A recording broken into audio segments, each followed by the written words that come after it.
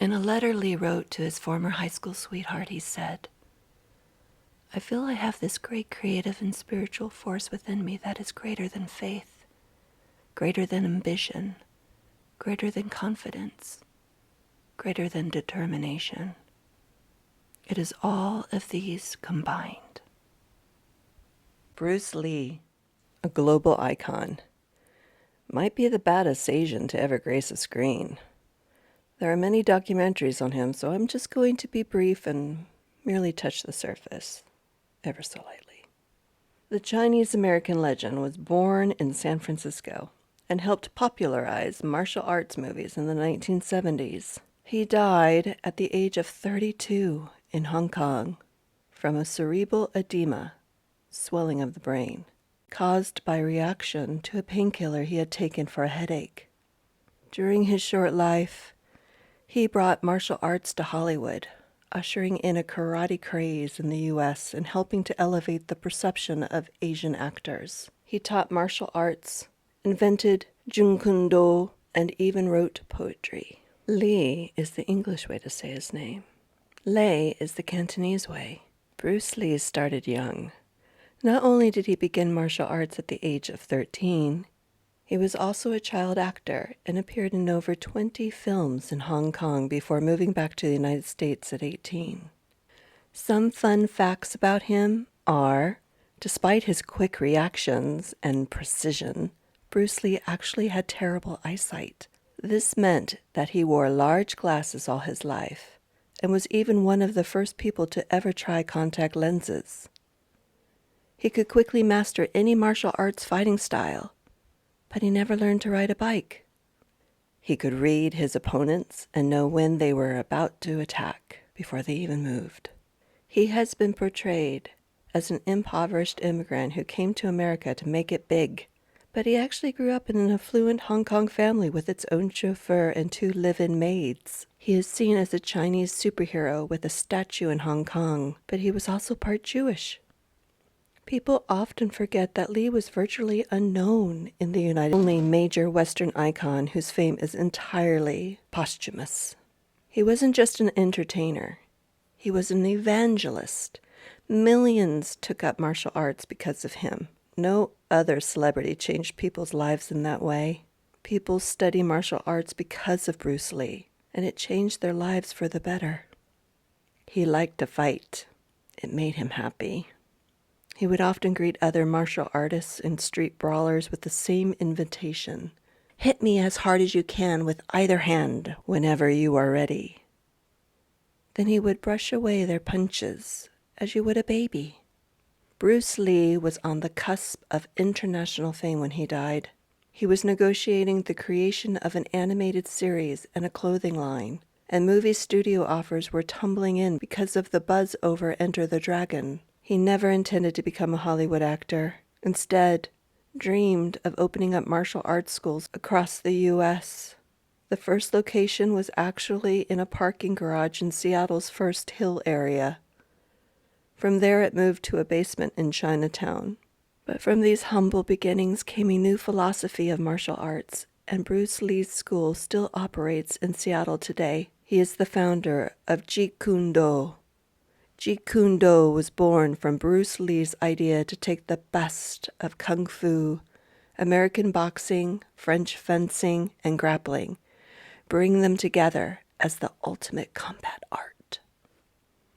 JKD was coined and put into use in 1967 by Bruce Lee in an attempt to put a name to his martial expression.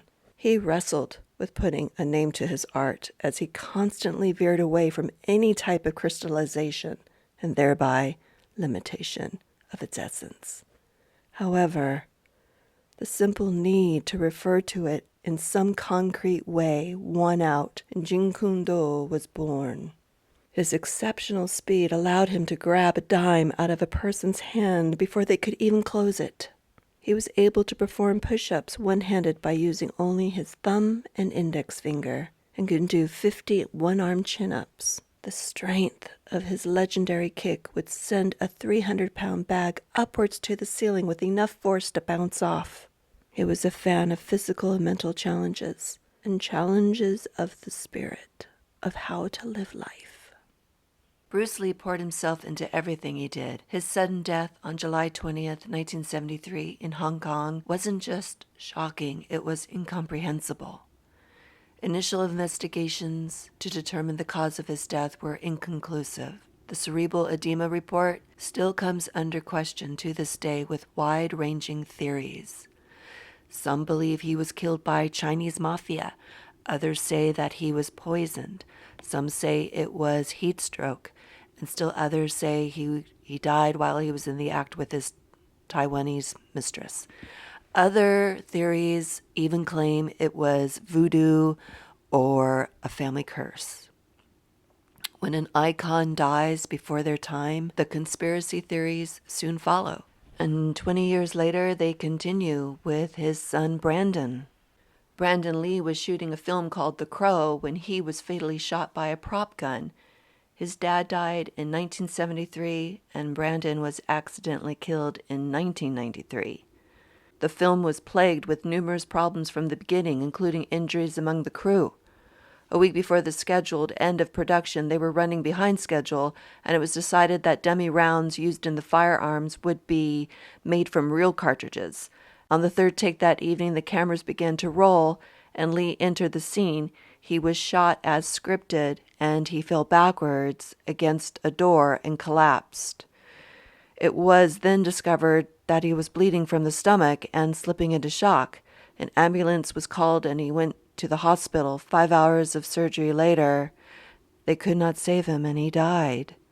A fragment of a dummy bullet had apparently been lodged in the barrel of the gun, and the blank charge, when fired, propelled the fragment into Lee's stomach, where it lodged near his spine. Very sad. And this very tragic accident has propelled the rumors of the Lee family curse forward. It will never die. These graves will touch fans and spectators for generations.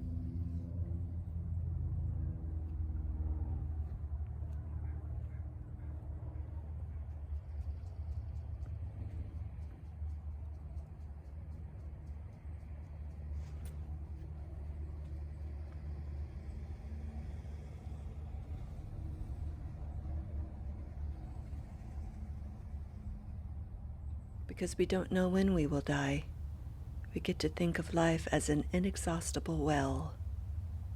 Yet everything happens only a certain number of times, and a very small number, really. How many more times will you remember a certain afternoon of your childhood? An afternoon that is so deeply a part of your being that you can't even conceive of your life without it. Perhaps 4 or 5 times more. Perhaps not even that. How many more times will you watch the full moon rise? Perhaps 20. And yet it all seems limitless.